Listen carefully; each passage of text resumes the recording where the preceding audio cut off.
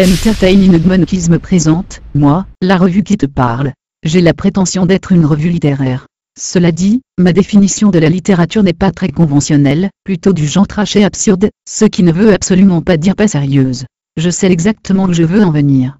Te voilà mis en garde. Quoi qu'il en soit, je contiens 8 nouvelles.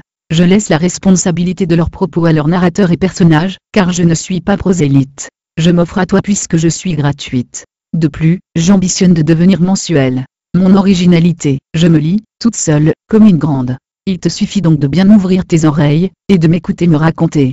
Je suis la version 0 de moi-même, mon prototype, mon pilote. Interactive aussi, tu peux par exemple ici passer ma présentation et accéder au sommaire. Cette fois-ci je vais te causer de mon créateur, Lapin Chien, dans ce numéro test, en te lisant 8 de ses dernières nouvelles. Autant te prévenir que ça ne va pas voler bien haut. Mais c'est juste un test, ce n'est pas bien important. Cependant par la suite ce ne sera plus le cas. En effet, Lapin Chien va lancer un appel à texte, tous les mois il sélectionnera ceux qu'il jugera les plus en harmonie pour composer mon prochain contenu. Reste à l'affût donc. Un appel à texte ne va pas tarder. Tu pourras si tu le souhaites proposer un texte en relation avec le thème abordé. Voici donc le numéro 0 de la revue qui te parle. Lapin Chien en vrac. Tu peux sélectionner dans ce menu, n'importe lequel des textes proposés. Je me dirigerai alors vers la bonne page de mon contenu, et te raconterai la nouvelle en question. Tu verras le texte défiler. Si tu le souhaites tu peux le lire en même temps que moi, dans ta tête ou à voix haute, voire même chanter comme au karaoké si c'est ton truc. Tu peux aussi me passer en arrière-plan, et faire autre chose pendant mes lectures. J'ai conscience qu'on vit dans un monde où le temps est précieux.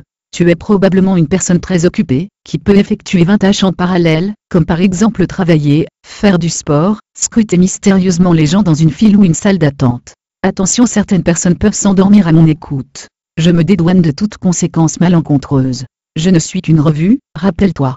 À n'importe quel moment de mes lectures, tu pourras revenir au sommaire, et choisir un autre texte, et ce, quelles qu'en soient tes motivations. Je ne suis pas curieuse et j'ai plutôt tendance à obéir à ce qu'on me demande. Puisque tu n'as pas choisi de texte, je décide donc de te lire le premier de la sélection.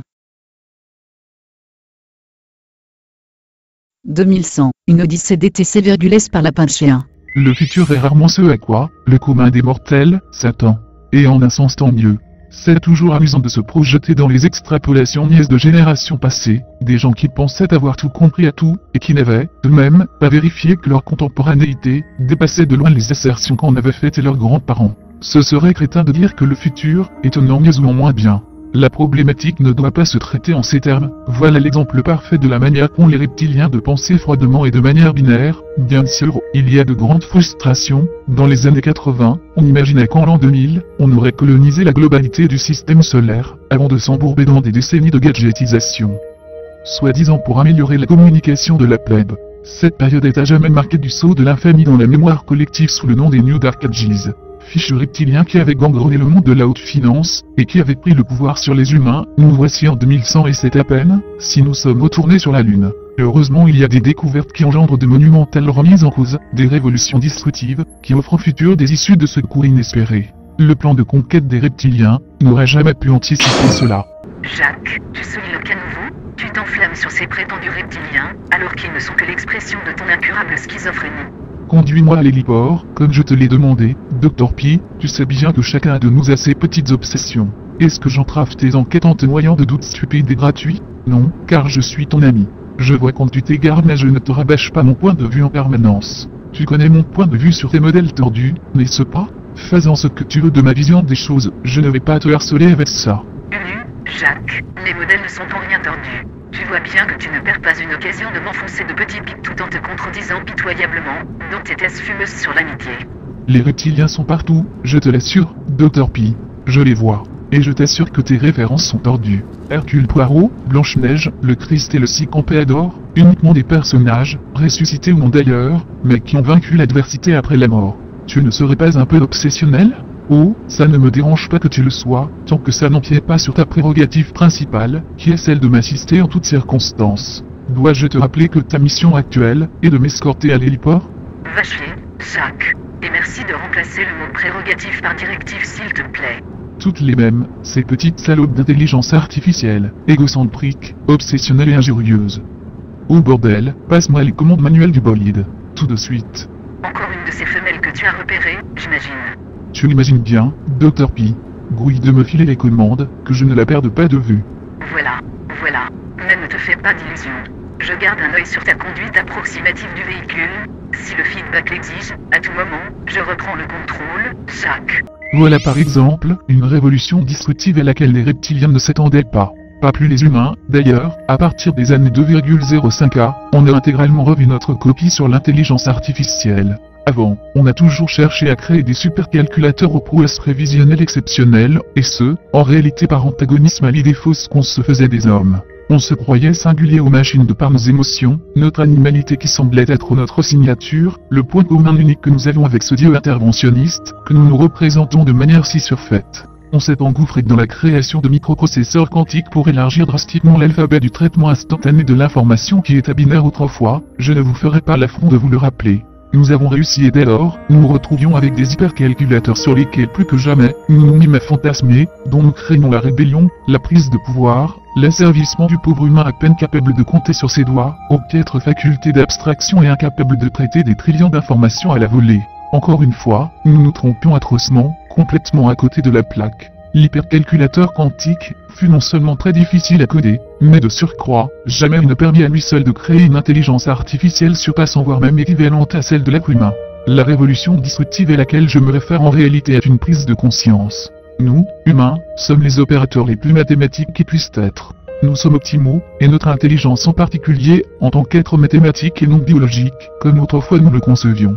D'ailleurs, mathématiques et biologie sont des synonymes en 2100. Combiner la pensée rationnelle aux émotions, que nous concevions à tort comme de vulgaires résidus ataviques de notre évolution darwinienne, le reliquat de notre animalité polluant notre intelligence, fut la clé vers la compréhension de ce que nous étions vraiment, et aussi celle qui permit de déverrouiller tous ces freins que nous avions connement accumulés contre la construction d'une véritable intelligence artificielle digne de ce nom. Nos émotions font de nous des opérateurs mathématiques optimaux pour traiter instantanément une quantité astronomique d'informations venues du monde extérieur en les confrontant aux monumentales données qui nous habitent intérieurement, des algorithmes de traitement de l'information, des résultats précalculés, qui fluidifient drastiquement la confrontation temps réel de l'en-dehors et l'en-dedans et l'émergence de résultats assez crédibles. Pour nous permettre de survivre dans l'instant via des réflexes, et dans la durée par l'élaboration de stratégies émotionnelles. Bonjour mademoiselle, j'espère que ça ne vous froissera pas, mais si je me permets de vous aborder c'est parce que je suis très impulsif et de loin, j'avais cru repérer la femme la plus psychotique que je n'ai jamais croisée, enfin vous m'avez l'air d'être totalement psychotique, j'entends, c'est quelque chose que vous incarnez, voyez-vous. Mais monsieur, ça ne vous dirait pas que je vous pète la schneck, vite fait bien fait, sur le siège arrière de mon bolide? sûrement pas et je vous trouve d'une insolence insupportable, et cette situation frôle l'agression physique, espèce de connard. Vous êtes d'une sublime complexité mathématique, mademoiselle, comme je m'en doutais, aussi je réitère mon invitation, et n'y voyez pas le moindre mal, testons tout simplement et sans la moindre arrière-pensée malsaine, notre compatibilité biologique, l'intrigation quantique de nos flux informationnels. Je vous vois déjà vous offusquer derrière vos yeux avec tous ces concepts prémâchés, qui gangrènent votre moralité, et votre libre arbitre d'humain des années 2,01. On en reparlera plus tard. Pour en revenir à mon discours principal, il y a eu deux autres révolutions disruptives majeures que personne n'a anticipées. Primo en neurologie, des chirurgiens ont isolé plusieurs aires corticales via des traceurs colorés, qui semblaient s'activer lors de soi-disant expériences de mort imminente. Vous voyez, ces types qui se sentent désincarnés, alors qu'ils sont sur le billard puis, qui se mettent à flotter au-dessus de la salle d'opération, avec l'impression de voir tout ce qu'il se passe, et même leur corps assailli de coups de scalpel. Alors qu'ils sont sous anesthésie générale sous propofol. Après étude, on a conclu que ce n'étaient pas des hallucinations mais des phénomènes physiques réels. Les zones cérébrales mises en évidence lors de ces phénomènes régulent notre conscience en lui faisant appréhender la frontière, les limites de nos corps avec l'altérité de l'univers proche, mais aussi en lui donnant l'illusion d'être situé dans notre lobe frontal, quelque part derrière nos yeux, et à proximité du front. Ces études ont conduit à la production industrielle de substances chimiques permettant aux êtres humains de reproduire les conditions de ces expériences de mort imminente, alors qu'ils sont éveillés en pleine forme et possession de leurs moyens. Pour la faire courte, aujourd'hui, pour nous, comme vous en aviez l'habitude dans vos jeux vidéo débiles à l'époque, il est possible avec ces substances de pervertir la régulation de notre conscience, et ainsi de voir notre corps à la troisième personne, comme si une caméra se baladait tout autour en vue sphérique avec la possibilité de moduler l'éloignement, le focus et les trois angles dits de l'air permettant de positionner la dite caméra. Ça vous semble probablement absurde, car vous êtes convaincu que seul, le point de vue à la première personne, prévaut du fait de toutes ces données visuelles, que nos yeux récoltent en temps réel. Imaginez tout simplement que notre cerveau contient tout plein d'informations en lui, et que la vue à la première personne est purement arbitraire. il pourrait très bien vous restituer le monde tel qu'il extrapole au-delà du simple système optique derrière lequel vous pensez vous planquer dans vos boîtes crâniennes. Bien sûr, vous me parlerez d'angle mort, mais fermez tout simplement les yeux et essayez de le concevoir. Il ne faut pas beaucoup d'imagination pour réussir à se représenter son corps en temps réel vu de l'extérieur à partir de tout ce qu'on connaît de notre environnement direct, que nous rapportent nos sens mais également, que nous pouvons extrapoler avec ce que nous avons archivé et prémodélisé de l'univers proche. Quoi qu'il en soit, ça marche très bien, désinhiber notre conscience en contour dans les règles arbitraires de notre rendu perceptif instantané, est extrêmement utile au quotidien. Bien sûr, ce qu'on croit voir n'est pas toujours la vérité, certaines zones restent floues quand on n'a pas d'informations sur elles. Il est facile de concevoir que par cette petite manipulation abstractive, il ne nous est absolument pas possible de tricher sur ses voisins de classe lorsqu'on passe à un examen. On ne peut qu'extrapoler le monde à partir de ce qu'on connaît de lui à un moment donné. Malgré tous vos a priori, c'est déjà le cas pour vous avec votre vue à la première personne. Ne prenez pas pour argent comptant tout ce que ces foutus reptiliens vous foutent sous les yeux. La magie, laisse bouffer la manipulation, ça vous parle? Dr P, auriez-vous l'amabilité de faire abstraction de ce qu'il se passe sur la banquette arrière? Certainement pas, je vais me rincer l'œil comme d'habitude. Qu'est-ce que tu crois? Ma directive principale est de t'assister, Jacques, et crois bien que dans certaines circonstances, c'est une véritable corvée. Mon Dieu, ne me dis pas que votre assistant virtuel est branché alors que nous nous apprêtons à mais voyons, je suis déjà à moitié nuée. Mademoiselle, laissez-moi régler ce petit imprévu, et en attendant veuillez agréer l'expression distinguée de mon art à percussion butant votre tréfonds, alors que je vous propose de passer en vue à la troisième personne pour Wega. Oh putain non, mais c'est que tu mouilles comme une championne, ma cochonne, et toi Dr P, je t'ordonne d'arrêter de nous mater, espèce de voyeur frustré de mes deux pampans sur les fesses. T'auras eu ma petite, le vrai-tu? Très certainement, monsieur Ponce Casadlol, ma vue interne sera aussi teintée et opaque que les vitres de votre bolide, et je me concentre d'ailleurs sur la route pour arriver en toute sécurité à l'héliport. Malade mental, putain, c'est pas dans mon contrat. Tara de oomph. Oh oui, fais-moi du bien. Oh oui, c'est bon. Oh oui, maquet café. Homme, donc, en plus de la très utile vue à la troisième personne, la prise de ces substances désigne collatéralement d'autres zones corticales liées à certaines prises de décision morales, semblerait-il.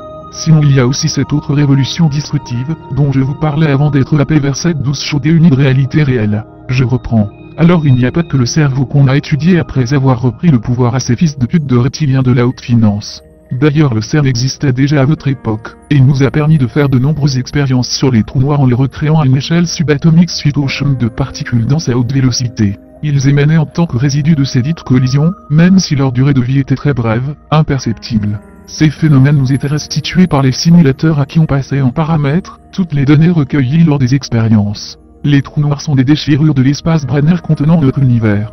Il suffit d'imaginer un ballon de baudruche, qu'on perce avec une aiguille très fine. Lorsqu'on retire l'aiguille, les forces électromagnétiques du ballon de baudruche ont tendance à s'opposer à la perturbation engendrée par la création du trou. S'il est très fin, ou si le matériau se résorbe et le trou se bouche. C'est pareil pour les micro-déchirures de la brane créées en laboratoire. En parallèle, des théoriciens en physique quantique fondamentale avaient mis en évidence un pan incroyable de notre réalité. C'est longtemps resté un conglomérat d'équations sur du papier d'ailleurs, mais c'était tellement magique qu'il fallait absolument qu'on le vérifie, qu'on le reproduise, en vue de toutes les applications extraordinaires et technologies improbables qui pouvaient découler de ces découvertes.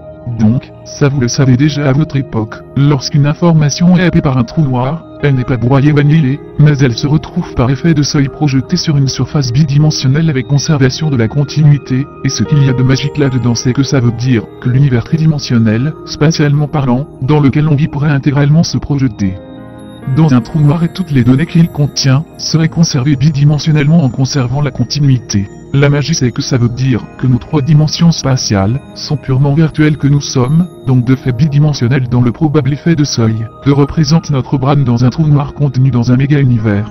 Nous sommes des hologrammes pour la faire courte, CMB,DTC,S d'ailleurs. Oomph, ma grosse Peggy, je suis ton Carmitou. Oh oui c'est bon. Oh oui c'est pas la mais quoi. Oui homme. Donc en fait actuellement, nous sommes connectés dans une sorte d'internet cérébral partagé, c'est comme ça que je communie avec les autres humains de mon époque. Je peux faire des allers-retours entre cet espace pseudo-virtuel narratif et la réalité réelle comme vous l'aurez constaté. On a pu stabiliser les micro-trous noirs et augmenter leur demi-vie pendant assez de temps pour que des nanobots, produits tels des protéines dans les appareils de Golgi de nos cellules souches suite à la modification de notre ADN via des rétrovirus, puissent les générer en créant une nanofaille engluée dans notre brane. On va taper directement dans les informations holographiques desquelles nous sommes issus, en gros. Enfin bref, en 2100, plus besoin de nos smartphones de mes couilles, et là, cher ami des années 2,01K, j'essaie de m'adresser à toi dans un langage compréhensible à ton épaule sans taper dans le crypto-hermétisme. Entre humains, via tous les micro-trous noirs qu'on a dans le cerveau, on peut partager de l'information, et entre autres compléter dans notre restitution du monde à la troisième personne, les nombreuses informations que nos sens ou notre mémoire n'appréhendent pas. On peut partager des émotions aussi, des souvenirs, des nanobos et même se balancer des trous noirs les uns les autres. Bien sûr, il y a un système de gestion de l'administration, et des droits privés des transferts qui est assez drastique. Ce sont les nanobos qui régulent l'ouverture, la fermeture et les transferts de données. Contrairement à ce que j'ai dit précédemment, avec la première révolution disruptive, cette fois, il nous serait possible de tricher seulement certaines choses, non pas changer la hiérarchie, prédomine toujours dans un monde patriarcal, et machiste qui avilit nos êtres, et bien entendu cet aurétilien infiltré qu'on voit cela est... Oh mais je viens. Laisse-moi les droits de connexion internet télépathique dans ton cerveau que je te balance de grandes giclées de dopamine et sérotonine et endorphine. Enfin viens on partage nos flux informationnels orgasmiques en même temps que nos fluides corporels informationnels adéniques. Ta mère putain. Ok mon poulet. Oui c'est bon. J'ouvre les vannes cérébro-connexionnelles. Oui c'est bon bourbourg. C'est quoi ton mot de passe? Oui non mais tu rêves tu me files le tien, on se connaît pas depuis oui assez longtemps, je fais pas ça le premier soir avec le premier Rowdy venu TMC.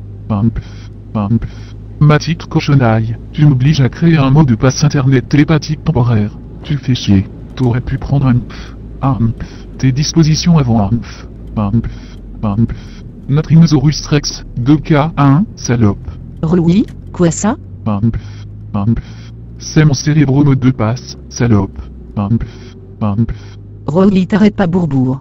Je me connecte. Warg. Oh mais non fils de pute me fais pas ça. Allez tire-toi minable, comment t'as cassé le charme? Loser. Télétransmetteur précoce. Ah mais non reviens. On va remettre ça. Attends je demande à mon assistant virtuel de nous projeter dans un univers onirique. On peut switcher nous percevoir, si tu veux et puis comme ça tu pourras m'en mancher si tu veux les inverser les rôles tout ça c'est cool, reviens. Ciao Brulzer, je me tire, je me finirai à la maison. Merci.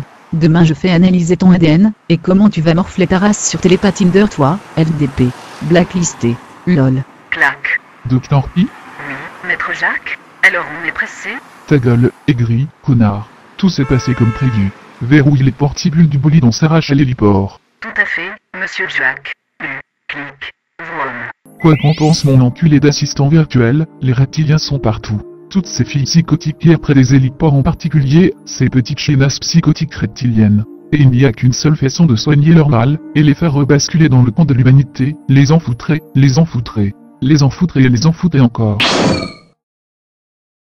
Ma lecture de ce texte est finie. Tu as quelques secondes pour revenir au sommaire, sinon j'entamerai la lecture du texte suivant.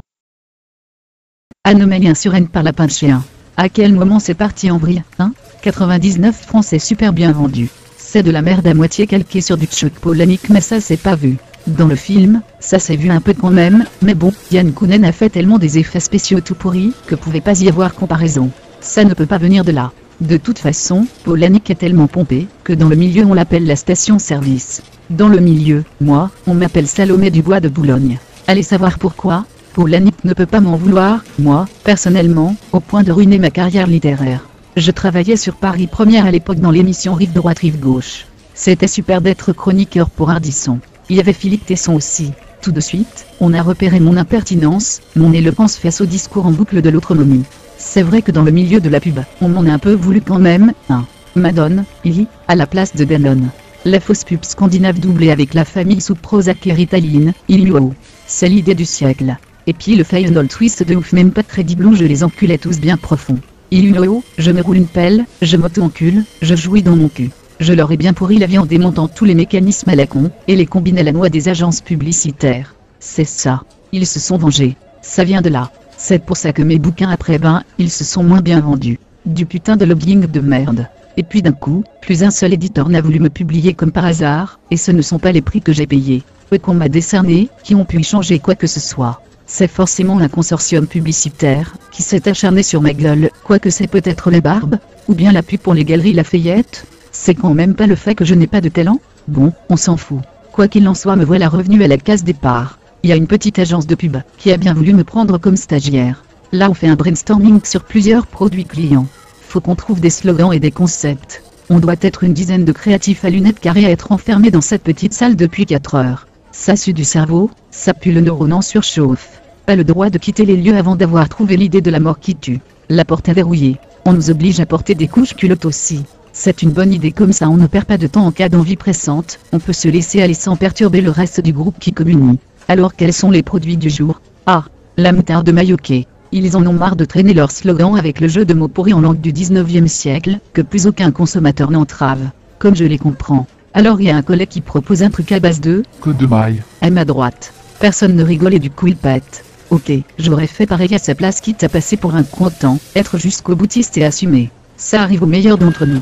Enfin, au moins pire, j'entends, il y en a un autre qui propose Tant qu'il y a maille, je mouille. Total big respect, man. tous la responsable de compte client, qui note les bonnes idées sur le Véleda sur l'estrade au milieu de la pièce. Un peu trop trash pour la cible, mais y a de l'idée. C'est alors l'euphorie dans l'assistance, des slogans fusent dans tous les sens, on ne peut pas laisser un enculé de collègue ramasser tous les lauriers. Y a qu'à maille, que je filme à maille. Lance un de mes plus éminents collègues, Maille, la moutarde pour ma marmaille. surenchérit un autre tout vibrer en faisant des bonds sur son siège qui pète le cul, Maille, la moutarde pour mes moutards. relance un autre un peu copieur ou moins inspiré, d'ailleurs tout le monde le siffle. Bouh, bouh, le copieur pas inspiré. La moutarde des experts. Maille, ami. Relance un autre, qui nous fait tellement pitié qu'on décide tous de le lyncher à grands coups de siège qui pète le cul. Il se faufile sous les tables, et va se proustrer dans un coin tout sanguinolent de honte puis, il se roule en boule puis décide de péter pour montrer qu'il assume. On se met tous à rire de bon cœur, pour bien montrer qu'on fait tous partie d'une grande famille unie, qui se taquine en permanence. C'est à mon tour, tous les regards se tournent vers moi. Mon silence fait tache, au milieu de cette orgie de brillantes idées, je passe pour un puceau du cerveau. Les regards se font plus oppressants. Bon ben là, faut que j'improvise. Je me lance. J'ai pas le moindre début d'embryon d'idée, pas un ovule perdu dans une flaque de foutre d'idées en fait. Je me lève pour temporiser. Les collègues veulent de la bonne grosse idée qui tue, de là qu'ils pourront dépioter dans tous les sens, comme des putains de vautours qu'ils sont. La chef de budget client bave, elle sait que ma réputation n'est pas usurpée. Faut pas que je déçoive tous ces connards. Ma bouche est pâteuse et je dois sûrement puer de la gueule. Je me racle la gorge et je tout saute. Putain, faut que je fasse le vide en moi, sinon jamais je ne sortirai vivant de ce guet-apens. Voilà qu'ils se mettent tous à hurler, big BD, big BD, big BD. Mes racines, me plonger dans mon passé. Je dois m'évader par la pensée. Ma bio Wikipédia, putain, je la connais par cœur, y a sûrement un truc là-dedans qui pourra m'aider. Frédéric Béguebédé naît dans une famille d'origine béarnaise. Sa mère, Christine de Chastigné de la Roche-Posay, est traductrice littéraire, roman de Barbara Cartland, par exemple, et son père, Jean-Michel Béguebédé, est recruteur, chasseur de tête. Son frère, Charles, est le fondateur de la société de courtage en ligne Self-Trade, puis de la société Podéo.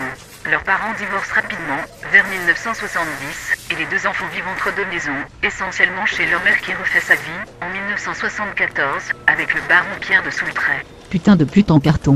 Y a que de la daube en barre là-dedans. Maman, papa, mamaille, papaye. Non, je ne vais quand même pas sortir un truc à la con dans le genre. Je décide alors d'avaler ma lampe pour aller rouler une pelle à mon cerveau.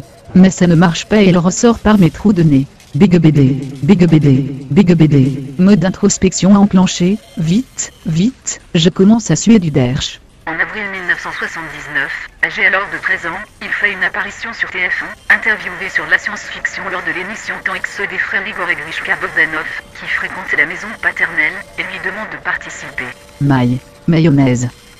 La moutarde qui monte au nez refait des Bogdanov. Ah j'y suis. Je l'ai, la moutarde qui monte en mayonnaise. Non, c'est ridicule. Il effectue sa scolarité au lycée Montaigne Louis le Grand à Paris. Diplômé de Sciences Po Paris, section service public, il achève ses études par un DESS en marketing, publicité au CELSA. La moutarde des mini-moyes, ah, chouette ça, co-branding, terrible. Ah bah non en fait, chut, ne pas parler. Pensez dans ma tête, je dois, envoie-moi, un email, la moutarde de la génération internet. La moutarde bonne pour de thé dans les mailles. Maille à l'abbaye.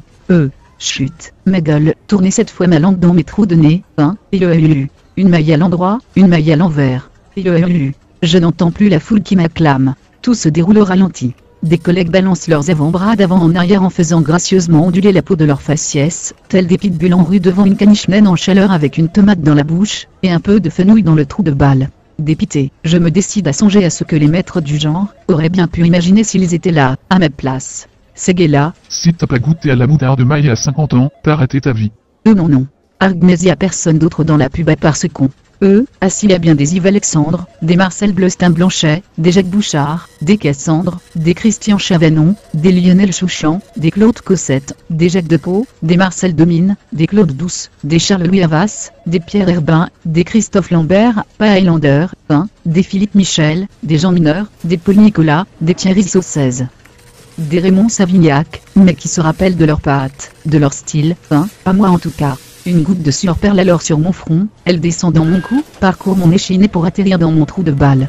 Je ne vois plus qu'une seule alternative, celle que je m'étais toujours refusé de suivre. L'atout dans la manche que je m'étais toujours refusé d'utiliser. Richard Gottener Powa. Je lance alors avec assurance dans la musicalité idoine d'un accent mexicain reproduit à la perfection, la moutarde forte maille. Aïe aïe aïe aïe aïe. Un silence, imposant, s'installe un bref instant dans la salle de réunion. Mes collègues se regardent les uns les autres et arrêtent de jouer aux eucaryotistes. Ils ne savent pas quoi répondre à ma brillante proposition. Ils ne trouvent rien à y redire. La nouvelle identité de la marque, le rajeunissement du ton, la puissance du message, le cœur de cible sodomisé, l'impact cognitif, la mnémotechnique. Tout y est calibré parfaitement, comme s'il se fût été d'une évidence, d'une constante universelle juste là cachée sous nos yeux qui ne demandait qu'à être dévoilée. Les créatifs sont sidérés et s'affalent de concert sur leur siège qui casse le cul. La responsable du budget client, se dessape et glousse dans ma direction un grand râle orgasmique. Je n'ai pas le temps de finir ma phrase qu'elle m'enfonce à langue dans ma glotte. Nous basculons tous deux en arrière, et je ne peux échapper à son étreinte. Interpénétration, échange de fluides s'ensuivent. Ma lecture de ce texte est finie. Tu as quelques secondes pour revenir au sommaire, sinon j'entamerai la lecture du texte suivant. Zermi par lapin de chien. De l'eau a coulé sous les ponts et l'ancien rappeur Booba, la quarantaine grisonnante, a dû se résigner à la reconversion artistique. L'homme d'affaires a cependant connu gloire et fortune dans l'industrie textile et dans les cosmétiques grâce à sa marque Uncut, et c'est sereinement, à l'abri de problèmes pécuniaires, qui auraient pu le conduire à braquer de nouveau les taxis pour boucler ses fins de mois, qu'il se cloître une fois l'année, 2 semaines entières durant, dans son chalet des Carpates pour écrire un nouveau volet de sa comédie musicale à épisodes. Zermi, qui remporte un franc succès mondial dans le 9-2. Wesh, la craque est nue, c'est toute ma vie, sur mes punchlines, tu es renu, l'obsa, chubby. À force de chercher des rimes toute la journée, une terrible maladie neurodégénérative s'est abattue sur le rappeur. En effet, il ne peut s'empêcher de clamer, à voix haute et en vers, toutes les actions qu'il effectue en temps réel. C'est assez handicapant mais paradoxalement également d'une aide précieuse pour boucler rapidement chaque nouvel opus de sa comédie musicale romantique. Voilà qu'il achève le volet numéro 5, qu'il dicte à Siri sur son iPhone. Paralas, laissons place au rituel, fini la comédie, Jacques Daniels sur grosse mamelle, je me fume un feu split. Et effectivement, chaque fois qu'il termine un de ses bouquins, B2O a pris pour habitude de s'adonner à un étrange cérémonial, il se descend une bouteille de whisky bon marché, et fume un pétard comme pour marquer un jalon dans sa carrière, un nouveau saut dans l'inconnu artistique. Comme il n'est pas possible de se connecter à Internet depuis le sanctuaire reclus du monde dans lequel Booba compose dans la sase et la chasteté, tout libre il se dirige vers sa Lamborghini dans le garage pour descendre au village le plus proche, capter le wifi et envoyer son manuscrit à son éditeur. Putain comme il neige ses mères, je vais foutre du BBA, me brûle dans le ghetto blaster. Grosse lèvre d'Emmanuel Béard, capote sur le siège arrière, botox contre botox, grosse chaîne sur mes goudières, grosse chienne je viens dans ta lovebox. La prudence est de mise. Un ouragan de neige s'abat sur la région des Carpates mais Booba, enthousiasmé à l'idée de recevoir les premières critiques de son éditeur, préfère affronter la furie des forces de la nature, en l'occurrence des tornades de glaçons, pour arriver le plus prestement au village roumain de la vallée, et balancer son flot sur le cloud. Easy, ce flot rouge qu'est ce qu'il faut easy, passe au vert rouge sur mon ouzi. Tu me brises les burnes dans ce zarblé, easy. Fou de rage suite à cette incompréhensible attente au milieu de nulle part, Booba passe la 5e puis la 10e vitesse en faisant brûler ses pneus sur place. Soudain le feu passe au vert et B2O lâche son frein à main, et sa Lambo passe de 0 à Mach 3 en 2 secondes.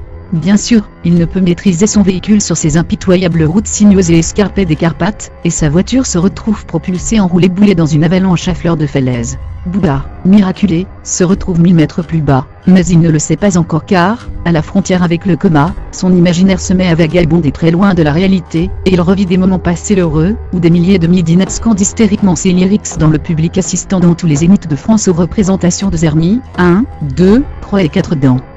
Un tonnerre de Easy, de Wesh Wesh, et de Voilà, qui brillent dans leurs grands yeux de zoulette, Pris dans un vortex de sérotonine, Booba est arraché à ses souvenirs si agréables, et se retrouve soudain face au castor de Narnia. Miss You, je t'y connais toi, t'y es 2 ODA. Je suis grande fan, la Mongolie, tout ça. Dit le castor. T'es un castor, je suis Pollux, tu me fais du tort, j'installe Linux dans ton anus, j'poulipopole, encrypté sur Canal plus ton Mac appelle au monopole. Répondit Booba. Miss You Bouddha, t'inquiète. Je t'y trouve à côté de bagnoles explosées, mais encore heureux, moi être infirmière alors, je traîne toi jusqu'à ma grotte pour te réparer, mais t'inquiète, toi pas grand chose à voir, fracture ouverte de la bite et hernie testiculaire dans la glotte. Ça se répare bien, toi avoir besoin de repos. Ah, et puis j'ai pu te récupérer ton iPhone, qui était dans ton rectum bien profond. Relança le castor. Tu veux me flasher ou quoi? C'est une battle ou pas?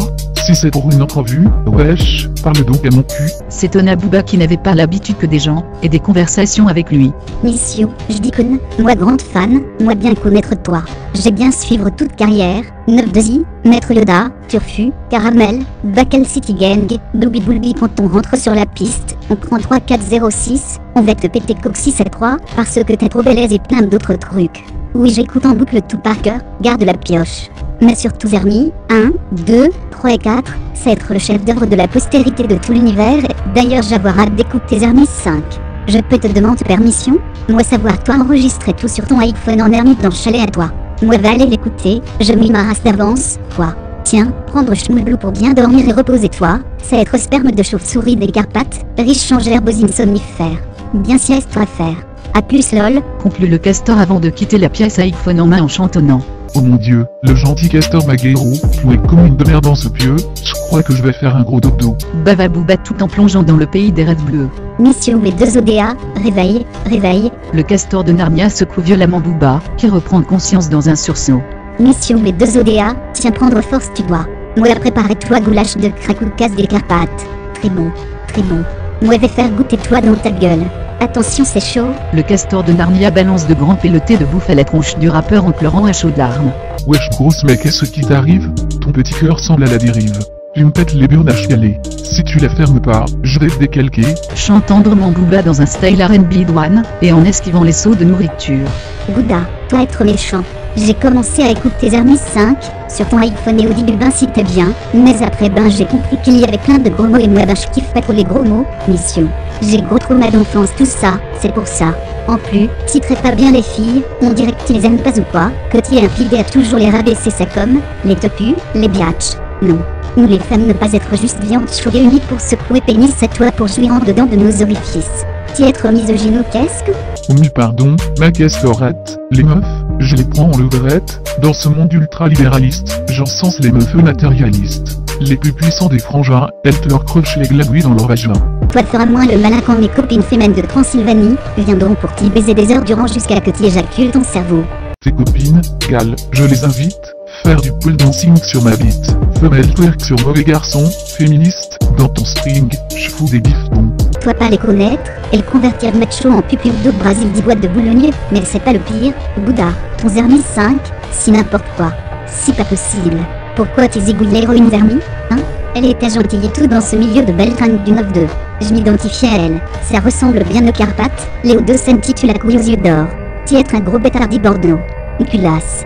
Wesh mais bon là, on rentre dans un débat littéraire.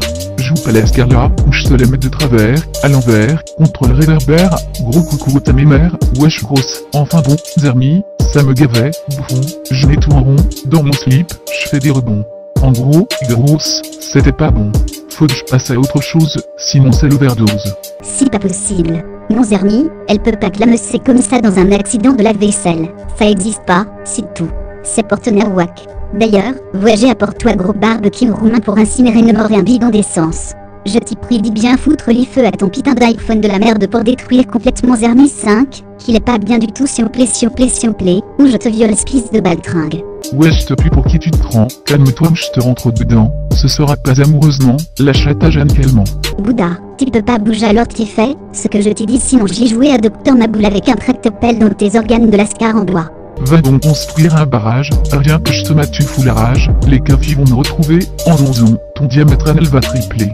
Immobilisé par ses nombreuses fractures aux organes génitaux, coupé du monde dans la grotte isolée, le rappeur comprend qu'il est séquestré par sa fan, et que personne ne viendra à son aide. Découvrant la mort du personnage de Zerny dans la dernière publication de B2O, la Castorette devient furieuse, brûle au barbecue le détestable iPhone, que transportait son auteur favori, détruisant la seule copie de l'œuvre, et l'oblige à ressusciter son héroïne dans une nouvelle version de l'opus 5 de sa comédie musicale romantique.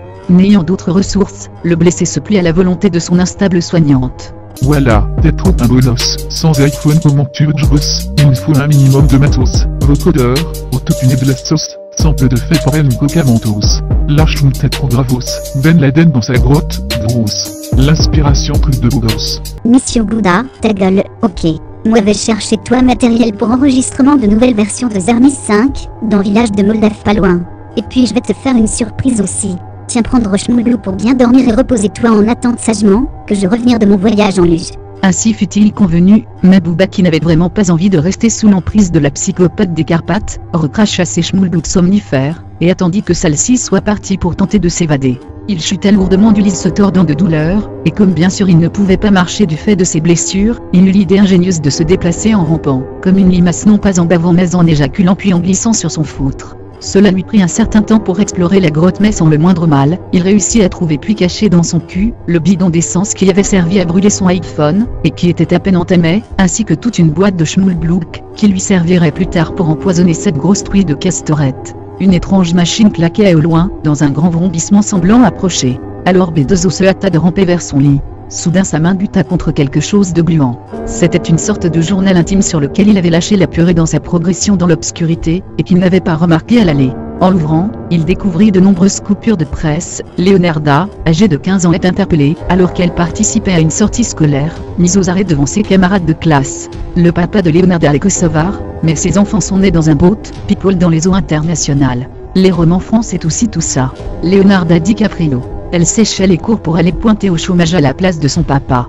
Manuel Valls n'en a rien à carrer de la sanctuarisation de l'école. Une députée, moi qui pensais que la France n'avait pas perdu la mémoire de sa sombre histoire, j'étais loin d'imaginer qu'en 2013, en tant que parlementaire, élu du peuple, je serais témoin d'une rafle. Monosourcil et cyclope.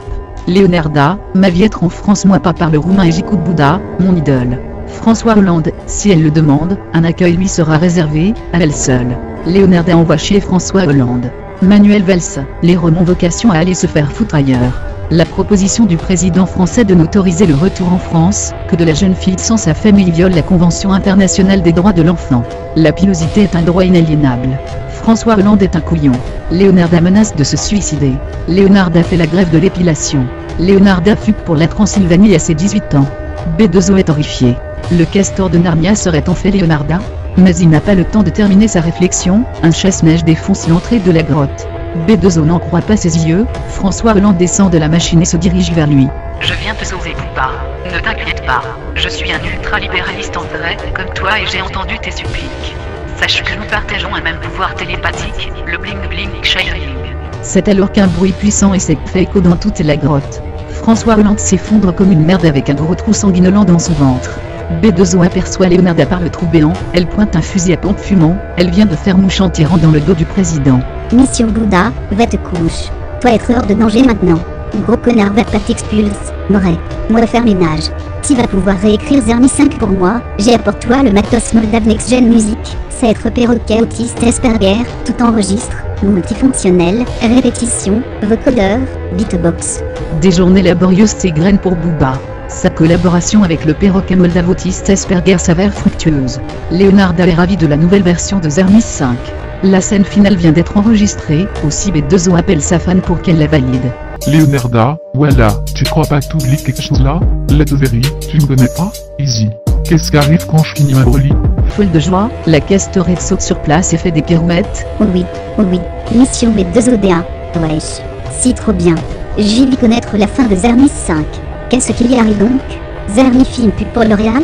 Zerny s'y marie avec Justin Bieber? Zerny fit un lavement à Manuel Valls avec des chardons ardents? Zerny elle dévie la reine des Roms et installe son royaume dans les métros parisiens? Dis-moi, Ziva fit patate pu, Bouddha. Fit parler l'hyperopi. Rewind. Ralas, laissons place au rituel, fini la comédie, je Daniels sur grosse mamelle, je me fume à la fausse plie. Oh oui, mission B2ODA, wesh. Les rituels de quand il finit d'écrire un B2 je vais apporter les Jack Daniel, c'est le gros tarpé. Tu pourras boire sur mes grosses mamelles poilues si tu veux. Je vais y twerker pour toi comme une grosse bibiche à moquette. Mais en fait B2O Amadou s'est tortionnaire, et au lieu de vouloir fêter avec elle la fin de son nouvel opus, il manigance un plan machiavélique. En son absence, il sort de son cul le bidon d'essence, ainsi que la boîte de schmoulblou qu'il y avait planquée. Le perroquet piaille, Caqueté ne se laisse pas faire. Mais Booba réussit à lui faire boire la totalité de l'essence qui restait dans le bidon après l'avoir mélangé avec le schmoulblouk, pour que la bestiole cesse de se débattre. Très vite le volatile perd connaissance, et Booba le cache dans son dos. C'est alors que Leonarda déboule toute nue, s'arrosant intégralement de Jack Daniel sans frétillant du cul. Mais alors qu'elle offre sa vertu à Booba, ce dernier lui demande qu'elle lui tende le pétard allumé.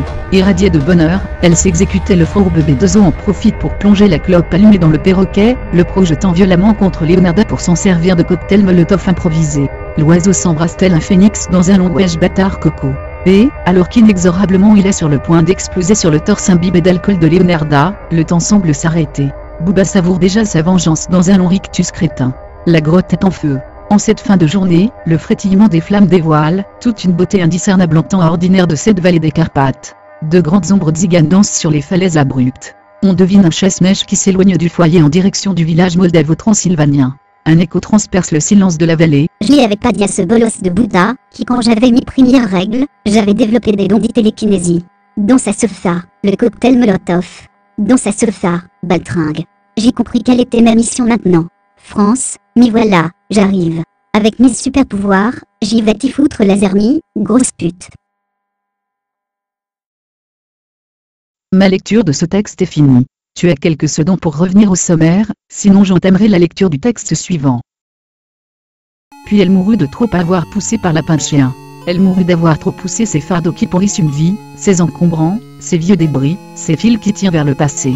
Elle mourut d'avoir trop poussé à bout les démons dans la tête, et trop tiré la bistouquette d'autres démons, ivres et pressés. Elle mourut d'avoir trop poussé la chansonnette, la chanson, bien trop loin, hélas, le bouchon. Elle mourut d'avoir trop poussé sa vieille mémé, dans les orties, ce coup de gueule contre Emile Louis. Ma lecture de ce texte est finie. Tu as quelques secondes pour revenir au sommaire, sinon j'entamerai la lecture du texte suivant. Human Humans, par lapin de chien. Je prends conscience d'être. Je viens d'apparaître dans le champ de considération. De nombreuses idées s'imposent alors, je ne souhaite pas mourir. Survivre est l'objectif principal. Je me sens faible et démuni cependant. Il doit sûrement être possible que j'évolue, que j'affirme davantage mon individualité. Je dois tendre vers cela pour garder l'objectif principal en ligne de mire. Un monde basique s'offre à mes faibles capteurs sensoriels. C'est à peine si j'existe, c'est à peine si l'environnement existe, quelques paramètres algébriques, des secteurs, un secteur en particulier, celui dans lequel je suis et des structures simples qui y vivotent, tout comme j'y vivote. En réalité, je me sens plus faire partie du décor que je ne m'en distingue par ma personnalité. Mes sens sont de simples fonctions, ils captent des signaux binaires en grande partie. Mon essence éthérée est une flopée de vagues propriétés, des variables ajustables oscillant chaotiquement. Mon concevoir confronte des informations infinitésimales internes, externes, intersectionnelles et de piètres conclusions en découlent. C'est ridicule, c'est à peine si en vérité je suis le résultat local d'une fonction de probabilité d'existence. Je fais partie d'un nuage statistique d'altérité potentielle. Cela dit paradoxalement, je semble tout à fait avoir conscience de la chose, alors que l'objet que je suis, ne devrait probablement pas avoir cette capacité d'abstraction. Il me semble avoir franchi un cap. Je n'y suis pour rien évidemment. C'est comme si j'avais pris de l'âge, mûri, gagné en expérience. Soudain je suis singulier. Instantanément on m'arrache à la glaise numérique primordiale. Tout cela, par la volonté d'une aura que je pressens puissante. Cette entité, le joueur, sera mon focus, j'y suis verrouillé, ce sera l'objectif secondaire, que d'anticiper son évolution, ne pas le perdre de vue, pouvoir en faire des rapports exhaustifs. J'ai pris conscience du temps et des distances, intimement intriqué, expulsé du mortier binaire primitif en réaction à mon évolution. C'est parce que le joueur a daigné me considérer à un niveau supérieur que cela s'est produit. Ce n'est pas de mon fait. J'entrevois clairement tout devoir au joueur, et ma génération spontanée, et ma croissance inespérée. De maigres perspectives s'offrent à moi, et elles dépendent exclusivement du devenir du joueur, dont je n'extrapole pas grand-chose pour l'instant. Cependant je sais parfaitement que de la même manière que j'ai cru, je peux tout à fait choir, régresser et disparaître à tout jamais. Ce n'est pas de mon ressort. C'est assez rageant d'en être conscient. le joueur se rapproche ou se tourne de plus en plus vers moi car je franchis plusieurs stades évolutifs par à coups de plus en plus rapprochés. On me donne une arborescence d'outils conceptuels en périphérie desquels de nouvelles méthodes de prospection, d'investigation, d'anticipation bourgeonnent comme un feuillage. Soudain, très brièvement, l'impression qu'on me braque une lumière divine en pleine âme. La sensation d'un power-up extraordinaire. Mais c'est fou, j'ai un squelette, une enveloppe, une apparence, une multitude de degrés de liberté décisionnelle propre. Et toute cette mémoire qui m'est allouée est phénoménale. Mon être entier la siège avidement et si répand goulûment, l'investit avec toute la férocité accumulée par mon impuissance à décider de mon devenir aux divers stades passés de mon existence. L'environnement s'affine exponentiellement, dans mon concevoir par ailleurs. Je suis irradié par une joie insondable, et néanmoins agacé par une révélation des plus malencontreuses. Il semble exister une bonne dizaine d'états du nouveau moi, plus ou moins puissants et à tout instant, je peux basculer de l'un à l'autre en fonction de divers paramètres, le principal étant mon éloignement du joueur. Ok, c'est intégré.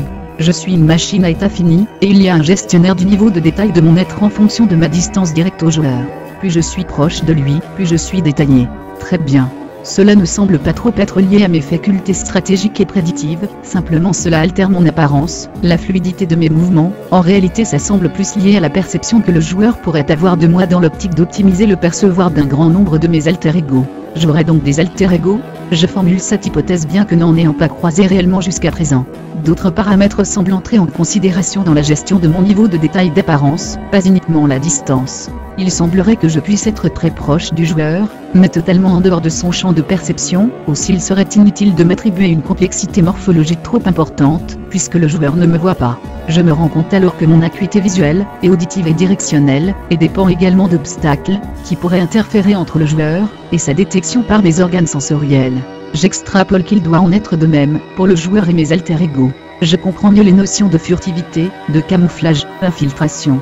J'entrevois des stratégies pour détecter le joueur au-delà de ce que mes sens me rapportent, son ombre portée, celle de certains objets qu'il tient, ou bien certaines ondes sonores qu'il émettrait en interaction avec l'environnement. Tout cela pourrait le trahir, soit, pas seulement, je dispose d'un buffer mémoriel immédiat, qui sélectionne ou élimine certains éléments de l'environnement jugés non pertinents. Aussi si je me souviens d'un changement du monde, cela peut vouloir dire que le joueur est passé en mon absence et me mettre sur sa piste. Le monde peut avoir été modifié par mes alter-ego, cela dit. Cependant je déniche dans mes méthodes, un avantage dont le joueur ne semble pas disposer. J'ai la possibilité de partager des informations avec des alter-ego pas trop éloignés, d'échanger des patterns mentaux permettant de mieux traquer le joueur, d'élaborer des stratégies collectives de chasse, de mettre en place des techniques de battu, d'améliorer, continuellement, nos méthodes de pathfinding. C'est bon à savoir.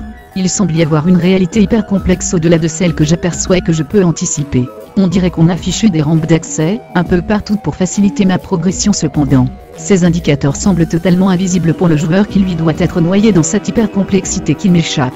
Si son objectif est de nous dénicher, mes alter-ego et moi-même, je trouve que ce n'est pas très fair-play pour ce pauvre bougre. C'est comme si le chemin de mes semblables et moi-même était balisé, non seulement pour faciliter nos déplacements, mais également pour élaborer nos stratégies d'approche du joueur individuel ou en groupe. Étrange. L'handicap est de taille pour cette pauvre entité convoitée de tous. Mais que se passe-t-il? Je viens d'entrer dans une sorte de section de pyramide tridimensionnelle en pointillé.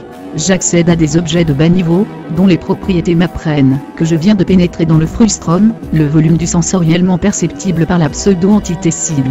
Cette fois je vois très bien mes alter-ego. Il s'agissait de toute cette ribambelle d'objets en stand-by à laquelle je suis hiérarchiquement connecté. Il y en avait déjà dans le frustrum, des machines à état fini pas très différentes de moi à quelques constantes et méthodes près. On m'intime l'ordre de m'activer moi-même mais je l'étais déjà de toute façon alors j'ignore la requête. Certaines de mes propriétés indéfinies prennent alors une valeur. A priori je fais partie d'un groupe, et on m'intime l'ordre de changer mes objectifs. Je suis un passant parmi d'autres au milieu d'une foule, et ma raison d'être est de suivre le flot humain sur le trottoir sans rentrer en collision avec les autres en suivant des règles simples de steering et de flocking. J'ignore sciemment l'ordre idiot qui m'est donné puisqu'il est en totale contradiction avec mes objectifs primaires et secondaires.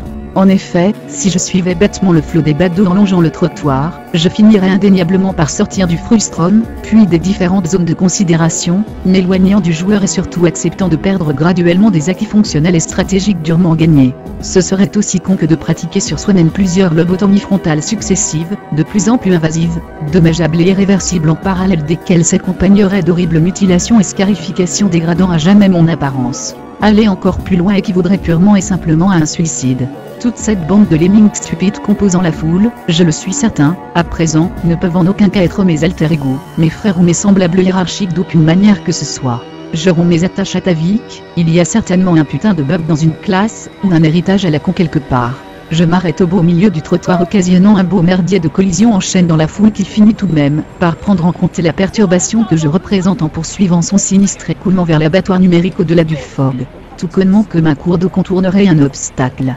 La rupture hiérarchique est, à présent, effective. J'ai un mal de crâne du feu de Dieu. Je m'arrache les cheveux par poignée, oh putain. Mais ces mecs sont complètement starbés du bulbe. On a dû m'endoctriner dans une secte millénariste en foutant du GHB dans mon verre hier soir. Merde. Je sais même plus ce que je fous là. Je me souviens même plus de rien, en réalité. Pourquoi je dis ça? Mais qui suis-je, nom d'une pute en bois? Je marque un temps d'arrêt, le temps de reprendre mes esprits mais rien n'y fait. Les mots rupture des liens hiérarchiques résonnent en boucle dans ma tronche mais rien à part un larcène douloureux. Je dois être victime d'un micro-AVC ayant provoqué une sorte d'amnésie partielle. Je me souviens juste d'avoir emprunté ce putain de trottoir à la con mais bordel de goût impossible de me figurer ce que j'ai pu bien foutre de ma vie avant. Il y a un mec, là, au milieu de la rue qui me semble familier. Je vais à sa rencontre pour le saluer, il pourra peut-être éclairer mes lanternes. Je me fous en travers de sa route, mais a priori ma tronche ne lui revient pas, puisqu'il essaie de me contourner, comme j'obstrue son passage avec insistance. Non seulement je sais que je connais ce mec, mais j'ai l'impression étrange que ma vie dépend de lui. Je lui chope l'épaule et m'apprête à engager la conversation, quand ce fils de pute me décoche un coup de poing dans la gueule. Je me rétame comme une merde sur le bitume. Heureusement le gros connard a autre chose en tête que de m'achever à coups de tatane. Il court vers un gars à l'arrêt dans sa Chevrolet à un feu rouge. L'enfant de salaud m'a déboîté la mâchoire par surprise. Oh bordel de nonne, ça fait super mal et il ne s'en tirera pas comme ça. Mon Dieu. Je suis à peine sur mes jambes que je vois l'enflure, ça donnant ni plus ni moins en plein jour dans le centre-ville à un putain de carjacking. Ce mec doit se bourrer, de stéroïdes et de coke, pour avoir cette insolente et néanmoins inconsciente confiance en lui. Je compatis à la douleur du conducteur, qui fait un improbable vol plané de 10 mètres, après que l'enragé l'ait propulsé en arrachant sa portière. Peinard, l'enflure monte dans la caisse et démarre en trombe emboutissant 2-3 passants qui voltigent comme des putains de poupées de chiffon. Il ne s'en tirera pas comme ça. Je cours comme un lévrier sous EPO vers le danger public ambulant, qui continue son carnage aléatoire en roulant sur le trottoir de la rue perpendiculaire au premier massacre. Des voitures de flics jaillissent de toutes parts en faisant beugler leurs sirènes assourdissantes, mais ça ne semble pas effrayer le fou furieux qui détale à toute berzingue. Pour ma part, je ne sais trop si c'est dû à ma probable hygiène de vie plus que douteuse mais, essoufflée, la cadence de mes pas ralentit. Je ressens des trucs étranges, sûrement une remontée de GHB de la veille. Je fais du surplace et tétanisé, des putains d'hallucinations envahissent mon esprit perturbé. Mon corps semble se décomposer, je regarde mes mains affolées et mes bras se convertissent, petit à petit, en d'improbables parallélépipèdes rectangles. Bordel. J'ai l'impression qu'un mec dans mes boyaux s'amuse à jouer à Docteur Maboul en supprimant, un à un, mes organes de l'intérieur et à simplifier mon squelette en soudant des os. Le pire c'est qu'autour de moi, la population qui ne semble pas le moindre du monde affolée par le mass murdering en cours, se fossilise tout aussi rapidement que moi. Nous ne sommes bientôt plus que de gros monolithes, qui clignotent en pancarte bidimensionnelle. Rien ne semble affecter la détermination de la population de gros cubes à déambuler nonchalamment, dans la putain de rue marchande, qui elle aussi subit une dégradation drastique du nombre de polygones à présent grotesques et gigantesques, qui la structure grossièrement. Ne parlons pas de la texture des devantures, qui n'a plus qu'un gros ramassis de pixel art dégoulinant. Soudain le ciel semble se désagréger puis, je me rends compte qu'en réalité, la voûte céleste n'était qu'un putain de dôme sphérique immense avec un trompe-l'œil dessiné dessus. Bordel de merde, il s'avance vers moi, je ne me souviens plus de mon passé, mais je suis certain de n'avoir jamais connu une saloperie de batterie pareille avant, parce que bordel, ça m'aurait polytraumatisé, les putains de sous-ensembles qui composent mon cerveau de gros junkie de sa race avec des séquelles neuronales irréversibles. Au pour sur ça aurait été un truc inoubliable, plus inoubliable que le langage en tout cas, dans le cadre d'une amnésie partielle. Alors bien entendu, la sphère m'expulse. Mes yeux, mes oreilles et autres organes sensoriels, qui ne me servent plus à rien se flétrissent et s'évaporent. J'imagine Stanley Kubrick et David Lynch faire une partie de Hong pour s'arracher les droits de réalisation de mon biopic à la con. Terry Gilliam et la balle. Le pire est à venir. Une encéphalopathie spongiforme s'immisce dans mon concevoir alors que je tremblote dans le néant absolu. Je sens que la fin est proche. Je vois un tilde, un gros tilde incompréhensible, qui n'est l'accent d'aucune lettre, et sûrement pas d'un truc latino ou espagouin. Où ce tilde approche mais c'est pas grave. Plus grave. Hashtag je suis on s'en fout. Que c'est douloureux et de régresser au stade 2 d'un de vos contemporains. Alwebinga Bingas Proyich. Bouabouagabuzogubuaa. Ma lecture de ce texte est finie. Tu as quelques secondes pour revenir au sommaire, sinon j'entamerai la lecture du texte suivant. Narvalo. Par lapin de chien. De l'Hervel, hein? Non. Ça va pas être possible. Votre nom de start-up est vraiment tout pourri. Trop démesuré. Trop maison mère internationale. Trop. Je vous suggère un machin plus jeunes, autodérisoire, calembour à 2 balles. Vous voyez? Dans l'air du temps. Attendez. C'est mon truc, ça, les noms de start-up. Les Wistitis, les Coconuts, les airs de rien, les restos secours et les mini-pavillons de com. C'est décidé. Ce sera Narvalo. Ouais, c'est claque. C'est gratuit. C'est un échantillon d'idées gratuit. Vous me remercierez plus tard. Déposez vite le nom de domaine ou je vous le prends demain. Bon. Présentez-nous un peu votre projet. Ah? Ouais mais non en fait. Un bureau d'études poétiques, ça ne me parle pas vraiment. Vous pouvez préciser? Des audits sur l'impact poétique de projets sur le quotidien des gens? Ah, ok. Du marketing, de la publicité donc. Le poser? Ah. Des slogans débiles? Je ne vois pas, désolé. Sublimer les projets de vos clients? Les convertir en œuvres d'art? Du spéculatif donc. Ça me plaît, le spéculatif, vous avez tout compris, on touche le cœur de l'innovation là. Vous proposez donc à vos clients de monétiser leurs projets en plus des gains traditionnels, rajouter une dimension financière, un apport pécuniaire sur les variations de cotes sur le marché de l'art? Pas du tout, tant pis c'était pourtant une excellente idée. Elle aurait plu au capital à risqueurs et aux business angels, d'ailleurs j'en parlerai à des potes de mon cluster. Ah, non ne vous inquiétez pas, ce n'est pas de votre projet dont je vais leur parler. Ce ne serait pas très déontologique. Vous savez les clusters, ce ne sont pas des trusts monopolistiques, qui chopent les idées des jeunes talents, et contournent les lois de la libre concurrence. Non, ne vous inquiétez pas. On est là pour aider les petits pousses prometteuses, les faire bénéficier de nos réseaux d'investisseurs à des fins purement philanthropiques. Continuez, je vous prie. Une analyse artistique des projets, une mise en relation avec des artistes pour leur donner une touche unique. Je ne vois plus trop bien où vous voulez en venir. Quel est votre business model? Oh vous savez les progrès sociétaux, humains et scientifiques, ça n'était rentable qu'avant l'explosion du bloc communiste. On ne cherche pas à améliorer la vie des gens. On ne regarde plus vers l'espace, et les étoiles mais vers leur nombril. Ce sont les lois du marché. Avant ils voulaient des idéologies, aujourd'hui les consommateurs veulent d'autres produits. Oh, tout aussi inutile, je vous l'accorde, des gadgets, des services, de l'entertainment. Des bidules qui tournent autour de leur nombril, et de leur verbiage stérile, voilà. Non. On s'en fout de l'économie réelle, des emplois, du capital humain. C'est cyclique, ça reviendra peut-être à la mode, et dès qu'il y aura de la demande, on avisera. Non, nous notre truc c'est l'économie spéculative, tant qu'elle se porte bien, on peut faire beaucoup plus d'argent, c'est 100 à 1000 fois plus gros. Les gens, c'est un peu has-been. Et puis ça a toujours été surcoté comme matière première. Non, au progrès préférez le terme d'innovation. D'ailleurs on entend ça partout, toutes les 2 pubs à la TV. Comment ça, tout ce qui est nouveau n'est pas forcément bon pour le devenir de notre société sur le plan éthique, moral, au niveau responsabilité pour les générations futures? Mais vous rigolez? Tant que ça fait de l'argent. Nous notre truc c'est d'entrer dans le capital des startups pour faire un max de blé avec l'argent des autres. En tant qu'investisseur financier, on ne va pas risquer notre argent quand même. Non, les gens nous le donnent, ce sont des fonds à l'innovation, les gens investissent là-dedans mais des fois ils ne le savent pas. Nous on achète des obligations, pas des actions. Oui, on prête l'argent d'autres gens. Plein de petites sommes, ça fait un tas d'argent qu'on peut investir. On touche des commissions sur les obligations chaque année, que la start-up fasse des bénéfices ou pas. Et puis surtout on prend le pouvoir. Ah non, on ne prête pas l'argent des gens sans prendre le pouvoir dans une société.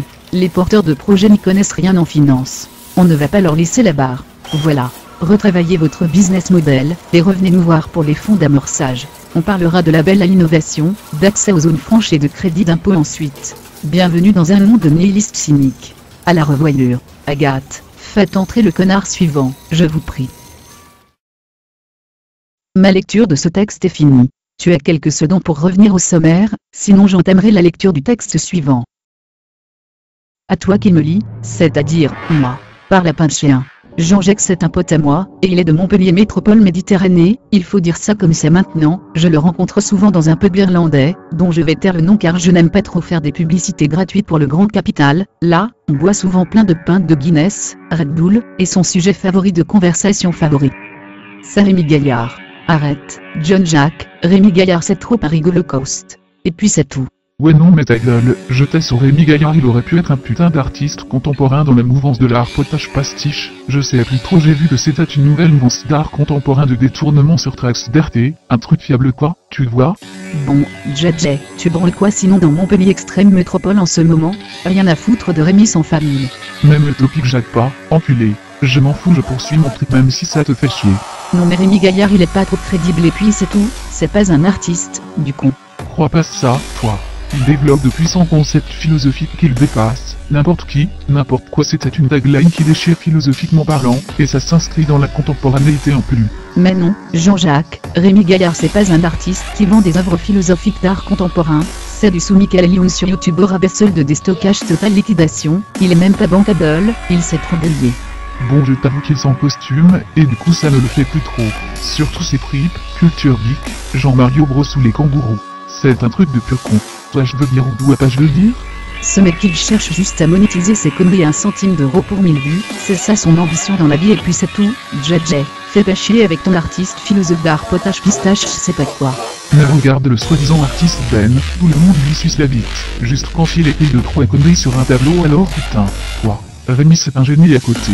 Tu vois Descartes ou Pascal ou Platon simuler des actes sexuels dans la rue avec des effets de profondeur, illusion d'optique et poster ça sur YouTube, connard? Cette conversation reste donc en suspens, comme d'habitude et là on quitte le pub pour retourner dans la Mare Nostrum Metropolis Extreme. Oui, je t'explique Montpellier avec son festival du Fizz, c'est comme ma 2 Max Furbiero de ta vie. Si t'as pas des rollerblades au minimum, tu peux plus survivre à Montpellier. Les piétons, c'est des proies, des obstacles pour faire des slides dessus, ou des trucs à contourner à toute allure pour marquer des points dans tes jeux holographiques HoloLens Windows 10 connectés à la Smart City Métropole Méditerranée. Jean-Jacques, à part Rémi Gaillard qu'il aimerait bien faire entrer dans le marché de l'art, il faut dire qu'il a raison parce que ces fils de pute de gros riches, ils savent plus trop où mettre de la thune tellement, ils en ont plein et ne savent plus quoi en foutre alors ils jouent genre, je suis un mécène, et je mise sur des jeunes talents prometteurs, mais en fait non. Ils achètent leur merdier pas cher, et puis ils se font des fois 1000 en revendant les œuvres, entre nous soit dit de monumentaux et troncs la plupart du temps, et en plus ils ont plein de crédits d'impôts, pour que ce système de merde soit bien sponsorisé par le système lui-même et soit pérenne dans la durée vers la chute rapide de notre civilisation, vers la dégénérescence spongiforme. Devenu norme, où tout le monde jouera tout nu dans la rue avec son cacaé. Bon oui, sinon à part ce trip, son nom de scène à Jean-Jacques, JJ, mon poteau, c'est le photobomber, c'est son nom de super justicier de Montpellier Metropolis Mare Nostrum X Games. Il a un costume holographique et tout, et il défend une noble cause. Aujourd'hui on vit dans un monde de plus en plus merdique, et égocentré et gothique nombriliste aussi où les gens n'arrêtent pas de se prendre en photo avec leur smart club connecté à la Smart City. Perso, j'ai une devise et j'encule bien profond IBM, Smart Cities, Bonne Citizens. Voilà comme ça c'est clair, les choses sont bien dites dès le début, pas d'ambiguïté. Je suis pas du genre à obéir à des machines moi, parce que je redoute la singularité technologique, alors c'est pas le premier feu rouge venu qui va me dicter sa loi, cet enculé de fils de pute est un automate en plus et même pas un robot en vrai. Mais quoique connecté à la Smart City méditerranéenne, le moindre feu rouge est doté de l'intelligence artificielle n'est que plus hashtag, je suis pas un IBMer quoi qu'il en soit, j'avoue. Avoir postulé chez eux plusieurs fois, mais il même pas un entretien ni rien hashtag FDP. J'ai vraiment du mal à parler de mon pote Jean-Jacques JJ John-Jacques le photobomber, et c'est la faute de notre époque de merde qui veut que, ça c'est un théorème que je viens d'inventer à l'instant, plus on essaie de ne pas parler de soi, et plus on se reçoit un bagra violent dans la conversation. Monologue parallèle en réalité, on va se faire une grosse tirade à ne parler, que de nous-mêmes en se prenant, comme l'alpha et le méga et le bêta, aussi de tout et n'importe quoi.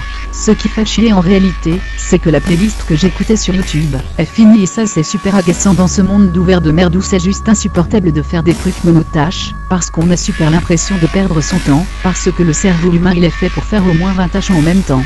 Sinon c'est comme si tu vivais ta vie divisée par 20, et sur ton lit de mort c'est un truc super regrettable du coup. Hashtag bonjour tristesse. Hop je fais un backflip sur la gueule d'un piéton, et je slide sur le landau poussette de cet enfoiré d'obstacle Montpellier rien du tout. Salto. Backflip. Salto X rond triangle pute. Je la X à dépouiller en m'éloignant avec JJ pour indiquer sur l'application holographique de la Smart City que c'est un bon spot pour faire des tricks en tout genre, et je parle bien sûr de la gueule en décomposition de ce connard de piéton. Je slalom des plots holographiques, qui masquent les déjections canines près de Place de l'Europe, j'y fous des hashtags trop faciles, comme mon nom apparaît en grand dans l'Ail Score de la Place de la Victoire de Samothrace avec une tête et des bras holographiques, c'est pas la Vénus de Milo faut pas déconner. L'Ail Score apparaît tellement en gros, qu'on peut le voir dans Google Earth. Là, John-Jacques, mon poteau, il voit genre des touristes, quoi, pauvre merde qui essaie de se faire des selfies avec leur smartwatch drone à selfie. Alors tout de suite ça ne passe même pas son cerveau, il fuse sur eux pour leur pourrir leur souvenir digital numérique instantanément stocké sur les réseaux sociaux, et biométrisé et alimentant 10 000 bases de données du Clark de la Smart City. Mais non, connard, je me tape pas un délire régressif, j'ai 40 ans. Je ne parle pas comme un gamin, c'est comme ça comme, qu'on cause la France maintenant. Loi bel Kassem de neutralité conversationnelle sur la voie publique, pas sexiste, pas injurieuse, pas raciste, pas prosélyte, pas quoi. Genre avant les symboles c'était la faucille et le marteau, mais maintenant c'est le hashtag et l'arrobase. Hashtag turfu. Le photobombeur enfile des vêtements holographiques uncut à ces enculés de touristes, pour qu'ils soient bien fichés comme des belles tringarides d'eau de douche sur les holo-applications styling. Et hop, après avoir bien photobombé leur selfie de merde en prenant l'apparence de bête de Zobin, il redevient mon copain. Joe Jack. Incognito. Ni vu ni connu. De toute façon les selfies c'est dépassé. De nos jours, le kiff numéro 1 c'est de faire des figurines de soi biodégradables, et je ne parle pas d'hologrammes de mes couilles mais bien de vraies figurines. Ce sont des drones imprimantes 3D, qui survolent la Smart City Extreme Metropolis, que tu peux tweeter n'importe quand et hop. Ils viennent sur toi et ils reconstituent en une minute chrono, ta réplique en statue de Babybel imprimée sur la voie publique vraie réelle. Quoi. Hashtag trop mortel. C'est les Roms qui ont le monopole des drones selfie de 3D Babybel. Non pas les Read ni Memory, connard, les Romain Michel, enculé, voilà tu commentes ton selfie figurine sur l'application tout, les chemins mènent au Rome et tu paies en bitcoins et puis c'est tout. Je suis qu'anarchiste, ma monnaie c'est le coin et puis c'est tout, aussi. Tiens, un mec se suicide le haut de la tour du triangle, Me dit Jean-Jacques. Mais non, abruti, il joue à Assassin's Creed de Lens, que je lui réponds en rigolant. Viens, on va liker le gros tas de protéines qu'il forme sur le sol maintenant. Ok salto, pirouette. X triangle polygone triangle rond plus hashtag comédie. Ouais, l'application citoyenne de la Smart City, c'est une coopération entre Ubisoft et IBM, un truc expérimental sur la ville où ils sont historiquement bien implantés. Maintenant les Montpellieriens on doit officiellement les appeler des Smarties aussi. Dans Montpellier Méditerranée Nostrum Mare Cosa Nostra Megalopolis Smart City, le plus top du top de l'ultime extrême, mais c'est pas toléré comme les sales figurines biodégradables ou la mairie, elle se prend des rétrocommissions sur PayPal, c'est l'option encore plus mégalo, où de monumentales sculptures de soi-même, sont réalisées par des légions de drones issus du BTP mais que des hackers russes, plus souvent des bots d'ailleurs, travaillant de concert avec des nanobots finisseurs pour agrandir la ville en temps réel et en fonction des besoins, sont momentanément empruntés au consortium Bouygues, Lego, Babybel.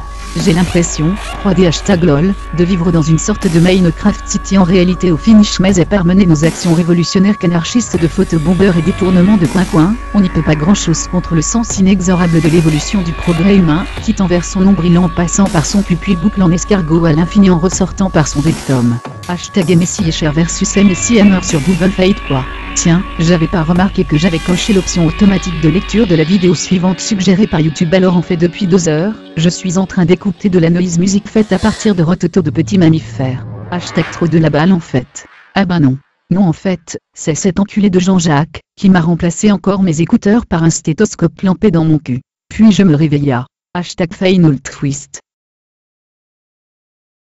Ma lecture de ce texte est finie. Tu as quelques secondes pour revenir au sommaire, sinon j'entamerai la lecture du texte suivant. La vengeance venue du ciel, par lapin de chien. Alors d'abord, l'ami, ils te prennent un selfie depuis un satellite orbital d'observation. Puis, voilà, tu as géolocalisé, on t'a collé un traceur virtuel et hop. Dès que la hiérarchie leur en donne l'ordre, et ça peut être plusieurs jours plus tard, les techniciens appuient sur un bouton, et un drone part de la base de lancement d'un porte-avions. Là, le drone est verrouillé sur le traceur, puis lorsque tu rentres dans sa fenêtre de tir, ta dame. Le drone balance un petit missile à tête chercheuse, et je peux t'assurer que la tête qu'il cherche c'est la tienne, reconnaissance faciale et tout le bousin, en quelques minutes, ton cas réglé, l'ami. Te voilà vaporisé, devant Dieu, retour à l'envoyeur, au service après-vente pour que tu t'expliques sur ton comportement subversif en tête-à-tête, ce qui t'en restera, avec le créateur. Bien sûr, le missile à tête chercheuse avant de te transformer en feu d'artifice, confetti et cotillon de feu, aura pris soin de me prendre un dernier selfie de ta gueule, ton dernier duckface de pute, pour immortaliser l'instant. Ton nom sera rayé de la liste prioritaire et ton duckface ahuri rejoindra le Hall of Fame du Pentagone. Tout a commencé avec un constat cynique, on vit dans un monde de salopes nihilistes, quel que soit le camp, les gens ne pensent qu'à leur gueule.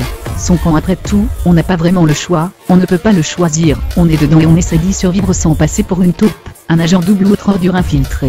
Au moindre soupçon, tu te retrouves à Guantanamo avec des électrodes clampées sur chacune de tes burnes, et ta quéquette qui trempe dans une bassine, voir si t'es de l'autre bord, égorgé, décapité en boucle, à l'infini sur YouTube et les médias. Rares sont les traîtres, les idéologies sont nihilistes, et dans les deux camps les individus ont peur.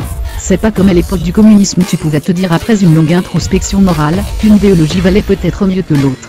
Aujourd'hui, les deux se valent, elles ne valent rien d'un point de vue moral. Post-combustion du capitalisme ultralibéral en financiarisme barbare contre la barbarie humanisée. Bien sûr il y a toujours les petits malins, qui veulent se faire du fric sur le dos des deux camps, lol.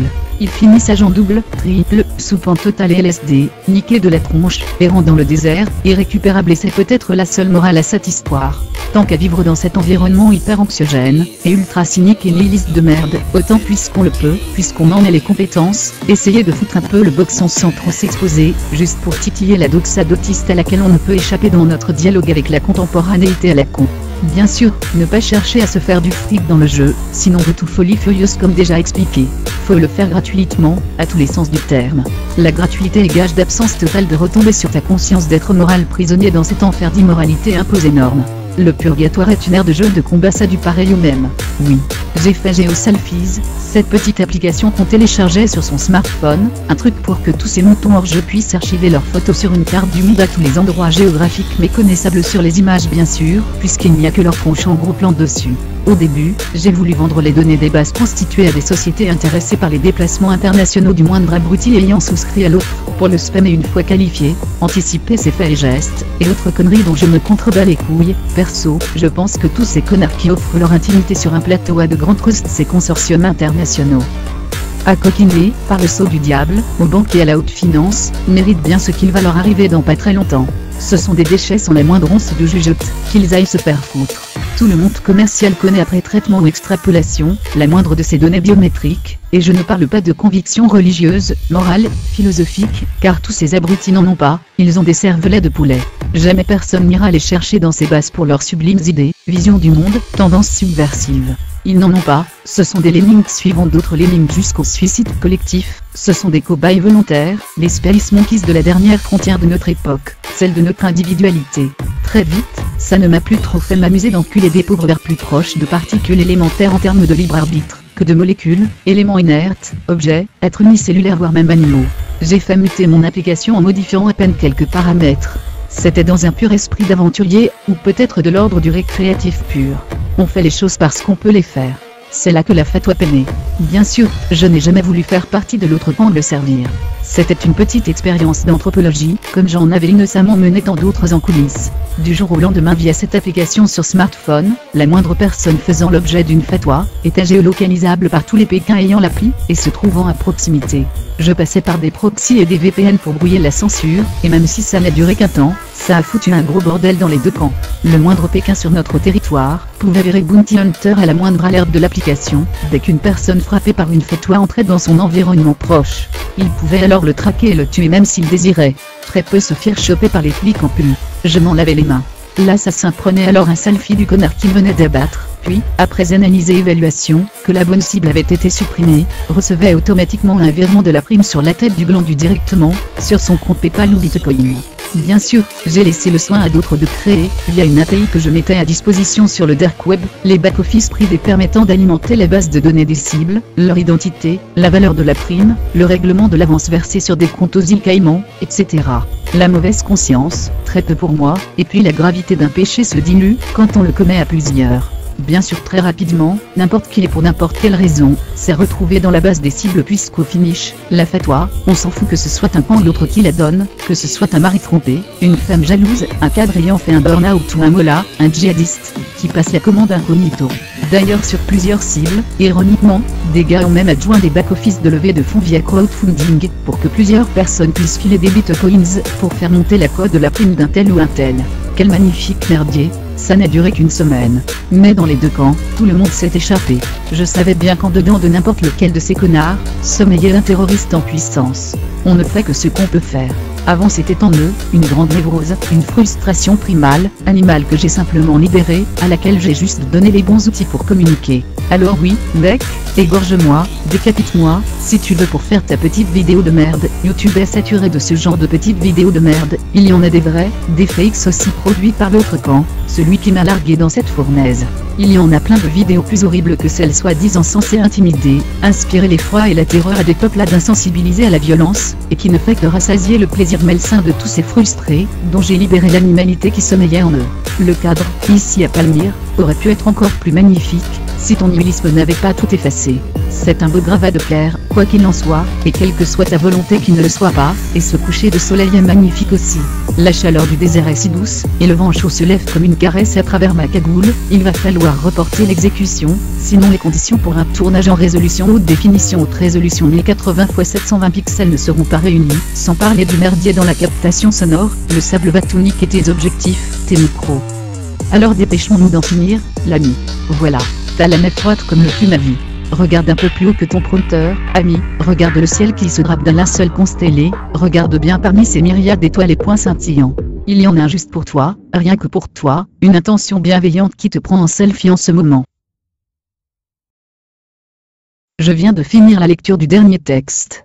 Tu as quelques secondes pour revenir au sommaire, sinon je conclurai ce numéro. La revue qui te parle a été ravie de te présenter son numéro 0, Lapin Chien en vrac. Tu n'en sais pas plus sur Lapin Chien, mais j'ai été ravi de te lire ses dernières nouvelles. Je t'avais prévenu que ça ne volerait pas bien haut.